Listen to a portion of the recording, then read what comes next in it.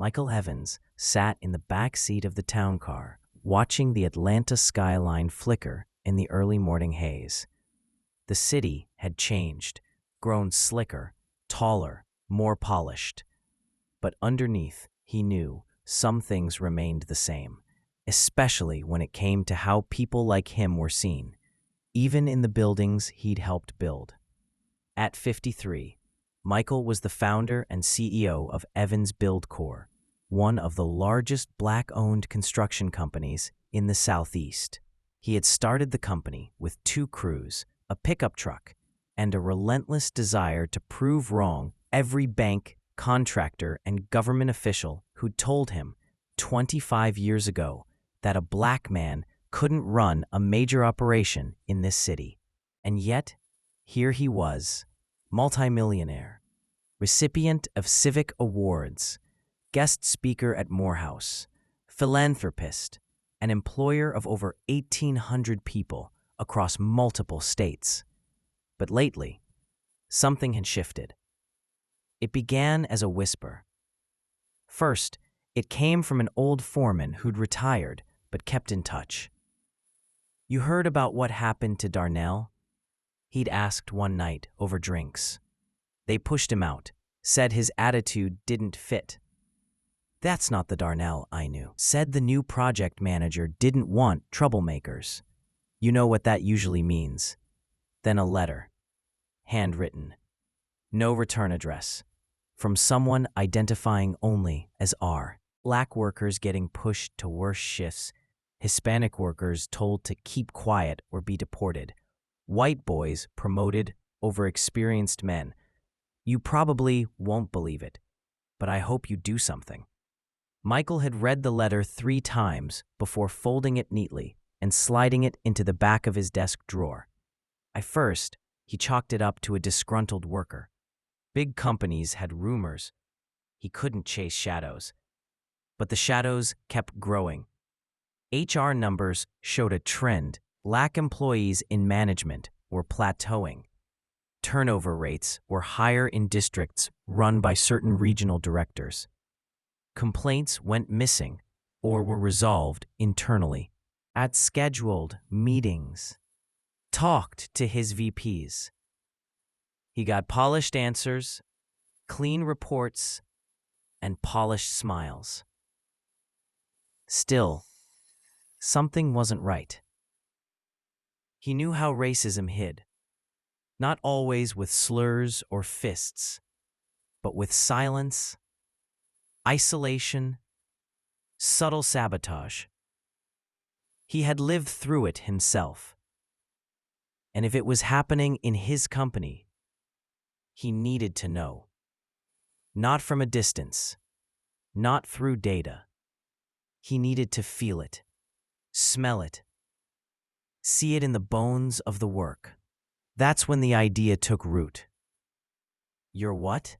His longtime assistant, Regina, had whispered when he told her. "I'm going undercover, as a laborer." "Michael, you own the damn place." "Exactly. And someone's been using my name to hurt people. I want to meet them face to face. On their terms." She stared at him for a long time. "You'll need a disguise." He smiled. No disguise better than invisibility. A week later, Michael stood outside a job site on the city's west side, an apartment complex being built in a fast, gentrifying neighborhood. He wore steel-toed boots, a faded hoodie, and a hard hat pulled low. His ID badge read James Carter, supplied through a temp labor agency he quietly owned through a shell company. No one gave him a second glance. The foreman was a stocky white man named Rick Dawson. Grizzled, early 50s, with a habit of spitting tobacco into plastic bottles. New guy? Great. Grab that rebar and help Reggie with the framing. No welcome, no check-in, no eye contact. Michael fell into rhythm quickly. His muscles remembered the weight of tools, the sting of dust in his eyes. He noticed things, like how the white workers were grouped together on lighter-duty tasks, while the black and brown workers did the back-breaking prep. How jokes flew in the break room, coded words, loaded laughter.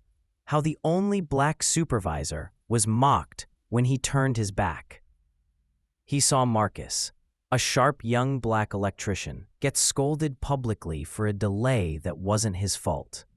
He heard Rick mutter under his breath, "These people always got excuses."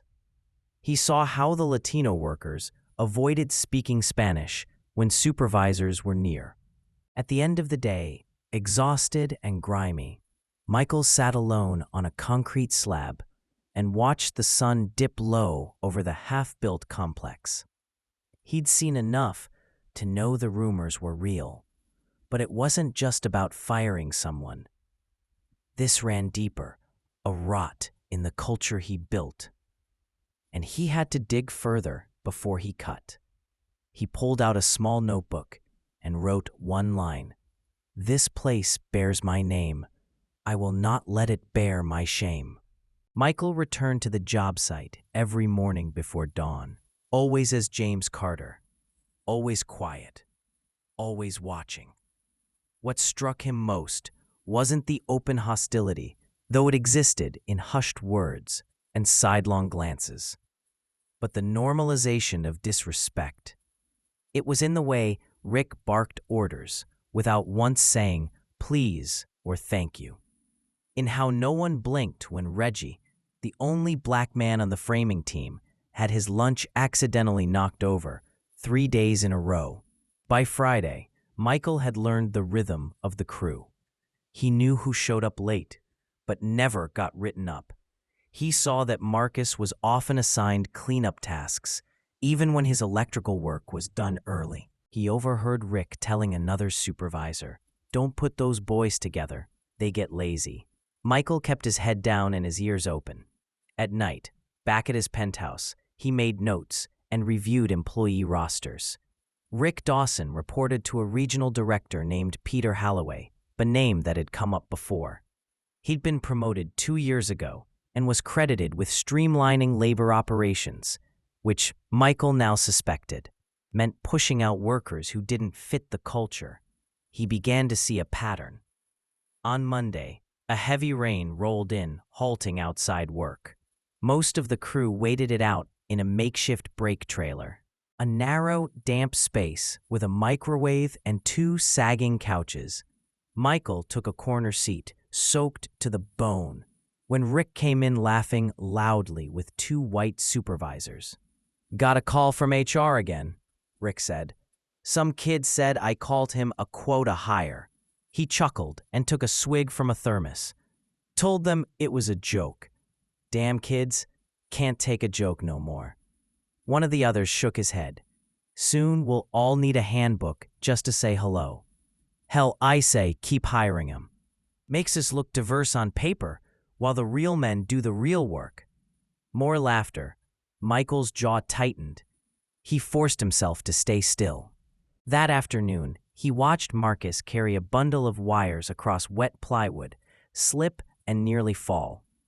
No one moved to help. Michael stepped forward without thinking, steadying the younger man. "You all right?" he asked. Marcus nodded, surprised. "Yeah, thanks. You're the new guy, huh, James?" Michael nodded.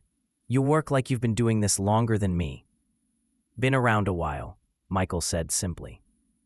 Marcus leaned in. "You ever feel like they try to grind us down on purpose?" Michael met his eyes. "Every day. But that means we're already standing taller than they want." A spark of recognition passed between them. Over the next few days, Marcus opened up. He talked about his cousin who'd been denied a raise even though he trained 3 white apprentices. About how complaints disappeared, how the only black safety officer was transferred after pushing for more protections. Marcus was smart, cautious, but sharp. "I used to think hard work would fix it," he told Michael during lunch one day. "But sometimes I think the harder we work, the more invisible we become." Michael carried those words with him. That Friday, Regina called. "We need to talk, privately." He met her that evening in a small restaurant in Decatur. "You were right," she said without preamble. "HR reports are being doctored. I traced edits back to a central IP address. Guess whose laptop?" Michael leaned in. "Peter Holloway," she whispered. "He's been filtering reports before they hit your desk." Michael cursed under his breath. "There's more," Regina said. "I think he's got allies. Some of your directors are in on it. They see you as a figurehead now, a face for the board. They think you're out of touch." Michael sat back, fire in his gut. "I'm about to get very in touch," he said. The next week, he expanded his undercover work. He visited 3 more sites, each run by different supervisors, all reporting up to Holloway. The story was the same. Black workers passed over, Hispanic workers silenced, women marginalized. One site had 0 black crew leads, despite 40% of the workers being black. At one location, Michael met Terrence, a carpenter in his 60s who'd been with the company nearly 20 years. "Used to be different," Terrence said, hammering in rhythm. "We had leaders that looked out for folks. Now, feels like we're ghosts." Michael looked him dead in the eye. "I see you." Terrence smiled, not knowing how true those words were. By the end of the month, Michael had a full report. Photos, audio recordings, witness statements. He and Regina began planning the confrontation. But he wasn't just going to fire people. He was going to make an example, not for revenge, but for justice. And first, he'd need a stage. By the end of March, the days began warming, but tensions on site remained cold and stiff. Michael, still James to the crew, returned to the South Fulton development, where Rick ran things with a firm but discriminatory hand. He needed more, something undeniable. One morning, Rick posted a list of upcoming promotions and bonuses. Names were highlighted in yellow. As Michael scanned the list, a pattern stood out instantly. Every name belonged to a white man. Not one black or Hispanic crew member had been listed, despite several showing higher productivity numbers in weekly reports. Michael knew. He'd seen the data. Marcus came up beside him. "Guess we still ain't working hard enough," he muttered bitterly. Later that day, Michael watched Rick pull a young white laborer aside, a guy who had only been there 3 weeks, and tell him he'd be put on a fast-track supervisor path. Marcus, who had been on site nearly 2 years, shook his head and quietly returned to hauling gear. At lunch, Michael brought it up gently. "You ever think about applying for supervisor roles?" Marcus laughed without humor. "Yeah, once. Got told I wasn't leadership material." Whatever that means, Michael knew exactly what it meant. He'd heard that line used as a coded weapon for years. A way to gatekeep opportunity. The next day, Michael wore a hidden mic under his work shirt. He wasn't waiting anymore. That morning, Rick and another foreman, Chase, joked crudely about Marcus behind the trailer. "He's got hustle, but he's not the kind you want making decisions," Rick said. Chase snorted. "Not unless you want the place smelling like fried chicken and weed." Laughter. HR wouldn't let that slide. "They ain't gonna hear it," Rick smirked. "As long as the numbers stay good, nobody up top gives a damn." Michael clenched his fist around his coffee cup. That evening, he met Regina and played back the audio. She didn't speak for a full minute after it ended. "This is enough to get Rick suspended, maybe fired." "No," Michael said. "It's enough to expose the whole ladder. Rick's just a symptom." They crafted a plan. A surprise site audit from a third-party consulting group. That was, in fact, a team of Michael's legal and HR analysts. No names, no warning, complete anonymity. The crew would think it was corporate contractors doing safety checks and efficiency studies. By Thursday, the team arrived in neutral gear with clipboards and fake credentials. Rick looked annoyed but complied. Within hours, the team collected multiple disturbing observations: exclusionary behavior, imbalanced assignments, and offhand, racist comments muttered behind supposed closed doors. One member of the team, a black woman named Diana, reported that Rick called her sweetheart 3 times and questioned whether she was really qualified to be reviewing his records. When Michael heard that, something old and bitter boiled up. He hadn't felt this level of fury since he'd been passed over for a tech lead position in his 20s. A job he trained the guy for. The white guy who got the role had less experience, but the right demeanor. The past echoed in his bones. The next day, Michael showed up again, early, quiet, watching. Marcus arrived late, visibly flustered, limping slightly. "What happened?" Michael asked. "Some jerk boxed me in at the gas station and called me a..." He paused, looking around, then lowered his voice. "Called me a boy. Said I was blocking the pump." Michael's hands curled into fists. "You okay?" Marcus nodded, used to it. That last sentence struck Michael like a slap. Later, during break, Rick was laughing again, loud and brash, talking about diversity hires, slowing the site down. Michael stood behind him.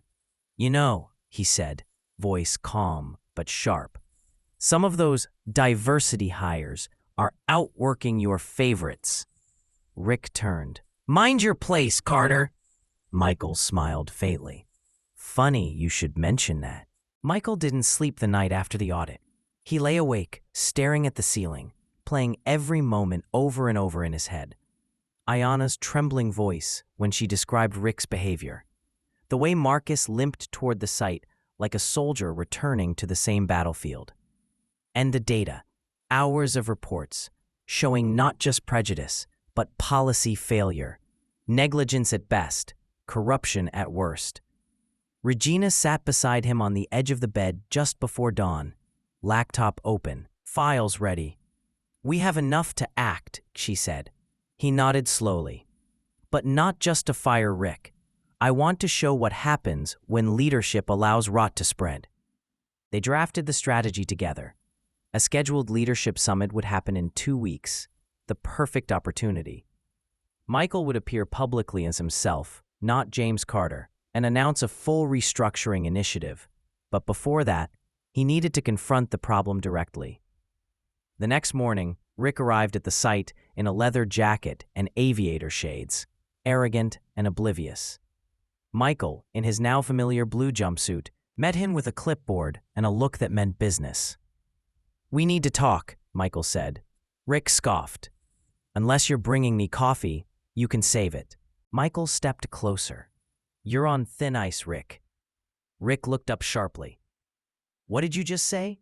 Michael didn't flinch. "The audit caught more than you think. Discriminatory promotion practices, inappropriate comments, and let's not forget calling Ayana sweetheart while questioning her credentials." Rick's face drained. "Who the hell are you?" Michael leaned in. "I'm someone who's been watching very closely." Rick tried to laugh it off, but the panic in his eyes betrayed him. He looked around, noticing 2 of the auditors nearby with notepads. One gave him a curt nod. Michael turned and walked off without another word. Back at headquarters, Michael reviewed the final report. Names, times, quotes. It was damning. But what struck him most were the worker testimonials. Been passed up for 3 years straight. They say we're too loud or not professional enough.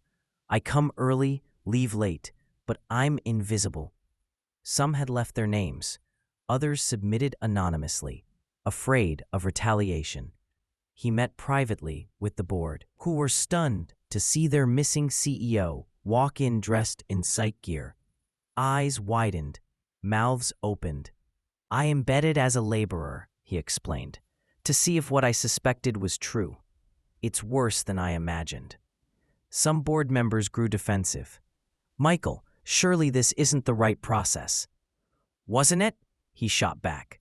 When you sit in a conference room insulated from reality, you don't see what your policies enable. I did. I wore the uniform. I followed orders. I got told to mind my place. I got told I didn't belong by men you promoted. Silence. Effective immediately, he continued. Rick Weston is suspended, pending full investigation. I'm also initiating a top-down audit of all supervisors and regional directors. One board member, a woman named Clarice, leaned forward. What do you need from us? Support, Michael said, and the courage to tear down what we've allowed to grow. That weekend, he visited Marcus at home. The man looked surprised to see him out of uniform. You ain't Jins Carter, Marcus said slowly, narrowing his eyes.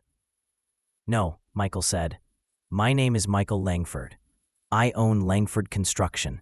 Marcus stared for a long moment before laughing softly. I'll be damned. I'm sorry I didn't say anything. I had to see it with my own eyes. Marcus waved a hand. Don't matter now. You saw it. Michael pulled out a folder. I want you to come to the summit. Speak. Tell them what it's like from the ground level. Marcus shook his head. I don't do speeches. You don't have to. Just tell the truth. 2 weeks later, the summit hall filled with hundreds of employees and executives. Press were present. Cameras rolled. Most expected a routine shareholder announcement. Instead, Michael Langford walked onto the stage in his Navy site uniform and took the microphone.